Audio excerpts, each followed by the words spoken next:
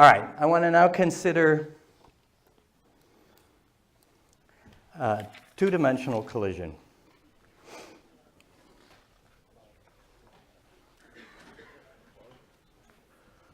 So life gets more complicated in 2 dimensions.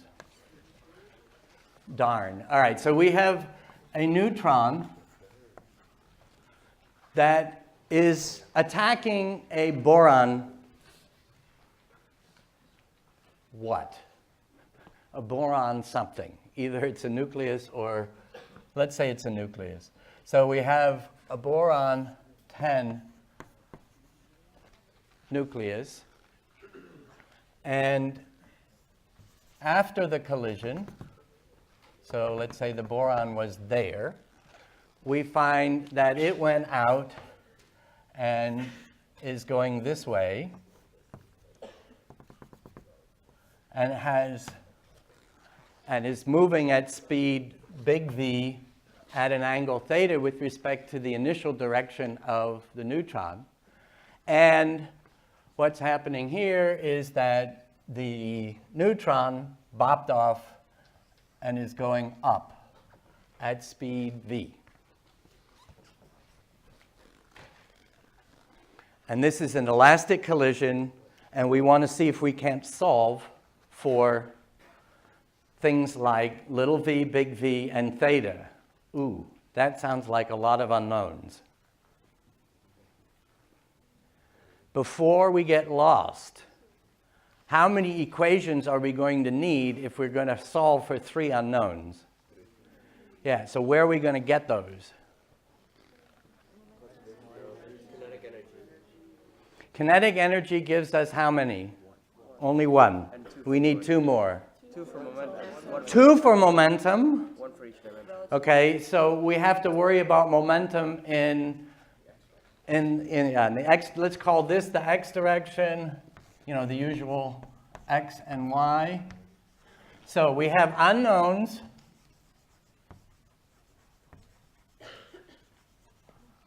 Are going to be v, v, and theta. And the equations will be k cons, px cons, and py cons. Sometimes it's really useful, as the problems get more involved, to lay out the framework before you get lost in the algebra. Okay, but we're invoking our friend, the fundamental theorem of algebra, so that if we have 3 equations and 3 unknowns, then it should be closed and we can solve, or we can try. Okay, so let's try to write down the requisite equations. Okay, so initially the boron is at rest. So we have 1/2. Oh, I think there was some other bit of information that I didn't note. Yeah, the mass of boron is 10 times the mass. We're going to have to use that. So I'm going to kind of build that in. Okay, so 1/2 mv0 squared. That's the initial kinetic energy. That has to be equal to 1/2 same neutron going out plus 1/2 10m times v squared. So maybe before I go too far, let me kill common terms so I have a little bit easier time seeing what I get to play with. So I think little m over 2 is redundant, and so I get v0 squared is equal to v squared plus 10 big V squared.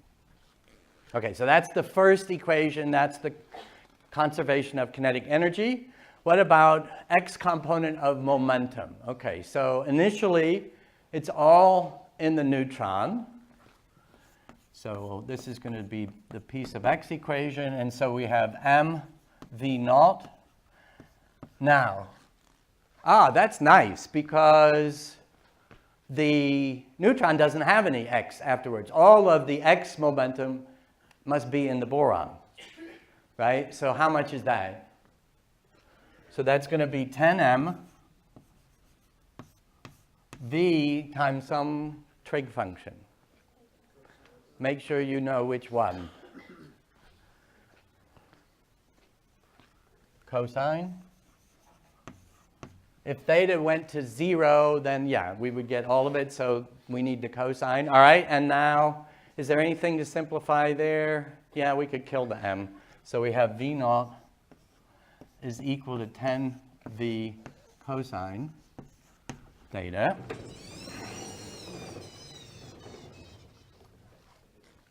And third, momentum in the y. We ain't got none initially. And afterwards, oh, well, I like the neutron. That makes it easy. So mv, and the boron is 10m v sine. Okay, so I think I want to kill an m and separate these terms to get v is equal to 10 big V sine theta. And now I need some strategy from you. How am I going to beat these three equations into submission?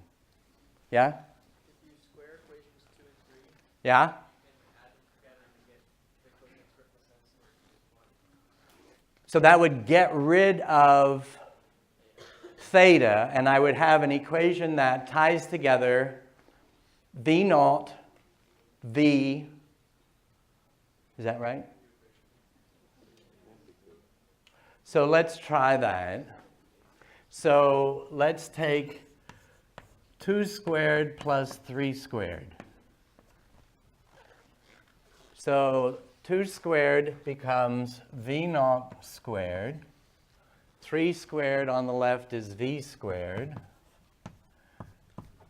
And now on the right, I have 100 v squared cosine squared plus 100, oh, from this, right, 100 v squared sine squared theta.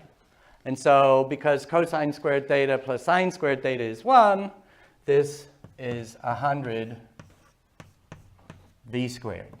So v squared, v naught squared plus v squared is 100 v squared. Does that help?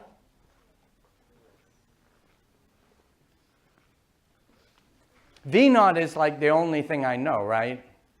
So how am I going to make further progress? Who have I not used? 1. So now I want to try to put 1, and let me just write 1 down here so you can see it juxtaposed. We have v naught squared is equal to v squared. You know, would you mind? Actually, I don't care. I'm going to put minus v squared on the left-hand side, and then that's equal to 10 big V squared. So now I get to pick, who do I want to get rid of? Right? What should I do to these to actually solve for something? If I add them, I get rid of one of the unknowns. Alternatively, I would multiply this one by 10 and subtract them, and I get rid of the other one. But I think the easier thing is just to add them.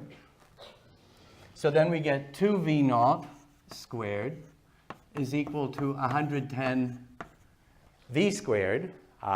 So v squared is v naught squared over 55.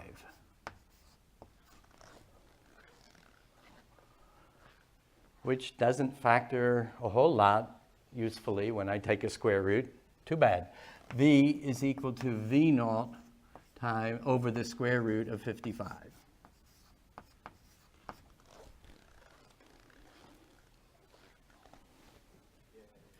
Yay. All right. So now, what if I instead subtracted, well, what do I want to do? What if I subtract and get rid of v naught squared? Then I would get 2v squared is equal to 100 big V squared minus 10, so that's 90 big V squared. But big V squared is V naught squared over 55.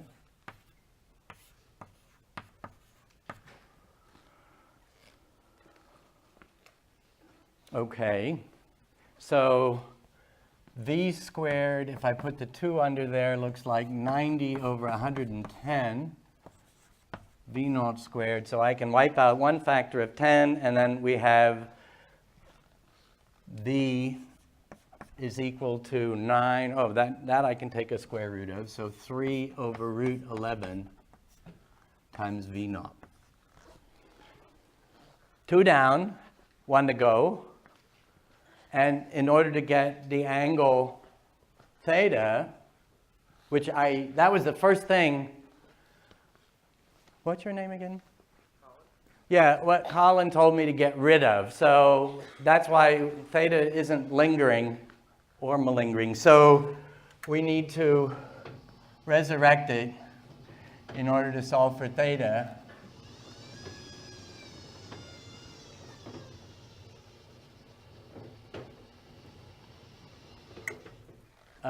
Any proposals about a way to do that?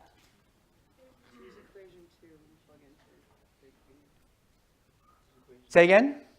Use equation Use equation 2 and plug in for big V. Sure, that'd be one way to do it. Another way, if I take the ratio of 2 and 3, I'm going to get like a tangent, or 3 to 2, I get a tangent, right? So let's see.